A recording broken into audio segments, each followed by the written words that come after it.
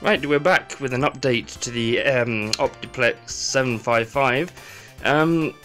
Not much has been done to it in terms of anything since I last made that video.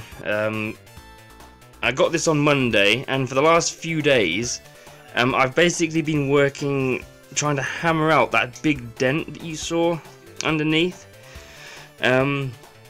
Most of the day was actually taken up by trying to remove the bottom panel, which in all fairness I don't think was supposed to have been removed, even though it looks like it can be removed. But I mean, in the corner where the damage was, this corner was also damaged. Is it that one? Yeah. So it wasn't as rounded as all the others. So I've hammered that and sanded it down, as good as possible. And I've given that a quick sanding down for now, so I can paint it. I'll do the same thing to that. This I epoxied on that broken piece. And my original intention was to sand this epoxy down, which even after like 2 days it still seems quite soft.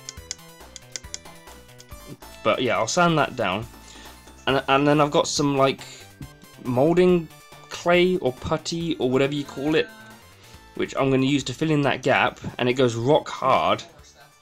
So I'll fill in that gap, sand all this down, and I might just give it a quick coating or two of satin black paint.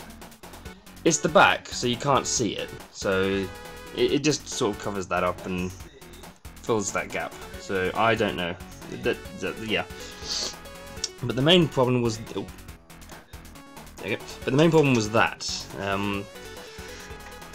I didn't take any before photos, so it's hard to see how bad it was. All you could do was see it here, and you could see that this was all bent down and inwards and shit. So I spent. Go on, focus, focus, focus. It won't. Come on, focus. There we go. So I spent a good few days trying to hammer this back. It's not perfect, as you can see, but it's a downside better than it was before, because all this here was like all the way bent downwards. So I just hammered this all straight back. The rivet that holds this on broke, so I just drilled the hole and put a screw with a bolt, which helps. You won't be able to see it once it's all back together, so that's okay. So yeah. I was going to give just the underside here a bit of paint, just to protect it, but there's no real point. Plus I don't have any paint that I can really use. But I have just given it a sanding down with some fine sandpaper. So yeah, it's not too bad. I mean, once the motherboard's on and the bottom's on, you won't really see it. You'll see this, and you might see this. But I think once everything's back together and the plastic's on the back and everything, it won't be visible. So yeah, mostly that's what the last few days have done. I think I've ruined one of these little, not these things. This is what holds the bottom on. So I think one of those got a bit ruined.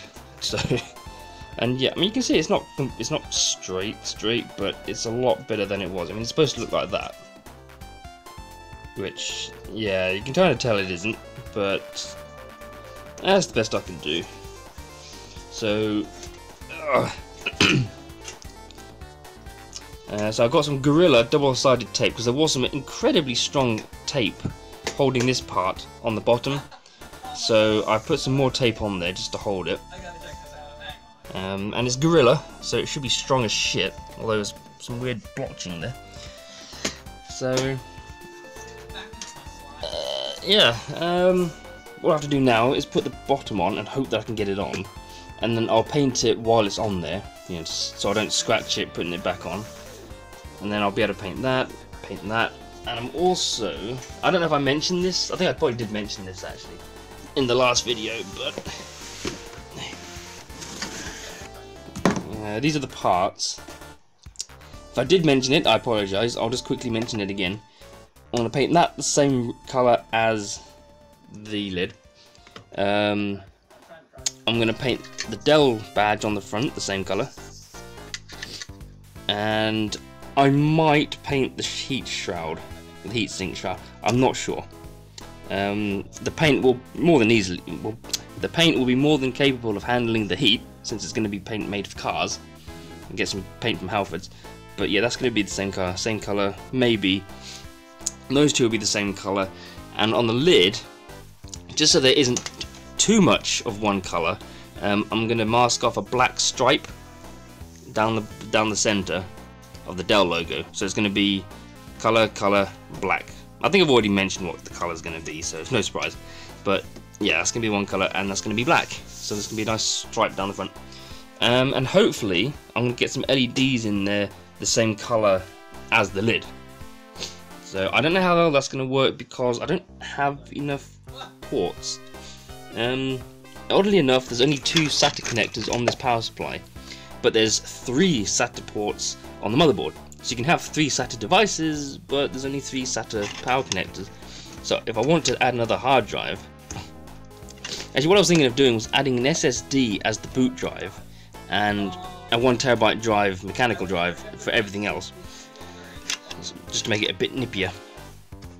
But yeah, if I want to add another SATA device, I'll have to get a SATA splitter and split them off into 2. It won't be a problem though. So, as for the powering the LEDs, I'm either going to have to get a floppy drive connector to power them. As far as I know, this still delivers the same voltage as a Molex connector, or because this does have, I think it has 6 USB ports on the back, I can always power them by USB, I don't know, and just have the cable coming out and then back in. So we'll see. But yeah, other than that, I've obviously still got the upgrades to do. Upgrade the hard drive and graphics card, those are the important bits. And then the CPU maybe, and memory maybe. The CPU will probably be definitely, since it is going to be a quad core, and they're cheap as shit these days. But I think 4 GB of memory for light gaming will be more than enough. It's not going to be a monstrous graphics card, it might only be 1 GB of VRAM, if I can find one. Because this is only a 280 watt power supply, and it's non-changeable, you can't upgrade it. So I'm going to have to stick with a low power graphics card. It's not like in my PC where I put a 430 watt power supply, so I can have a slightly more powerful graphics card. But I don't know how much wattage affects things. All I know is it's, you know, I won't be able to have a very powerful graphics card in there as long as it's under 280 watt. So yeah, that's, oh god, I shouldn't have turned that way, my back is killing me now. So yeah, the next job is to put the top back on, or the bottom back on, and hope to god I can get it on, because like I said, I'm sure it wasn't supposed to come off. So we'll see how that goes, and hopefully this will stick it on nicely. Once that's on, I didn't test this when I first got it, which I probably should have done. So I might build it back temporarily and just install Windows on it and make sure it works and everything. So yeah, not much of an update yet, but it was just most of my days have been spent hammering out this dent. There's the XPS. It's undergone another Windows install because I started using it for video editing, but I want to get that on eBay to sell. So I've reinstalled Windows, and now it's going through its incredibly lengthy Windows update process, which never seems to finish. And then I'll put that on eBay.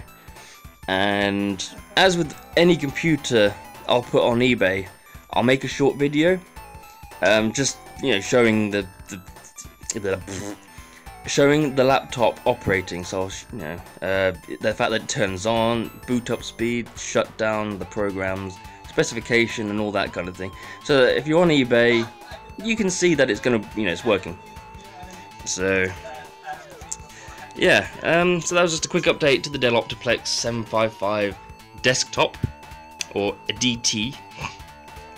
I've seen a lot of people call this the SFF, which it isn't. It's the one under this, and the one underneath that is the USFF. both of which I would like to get at one point and do a restoration on and then sell.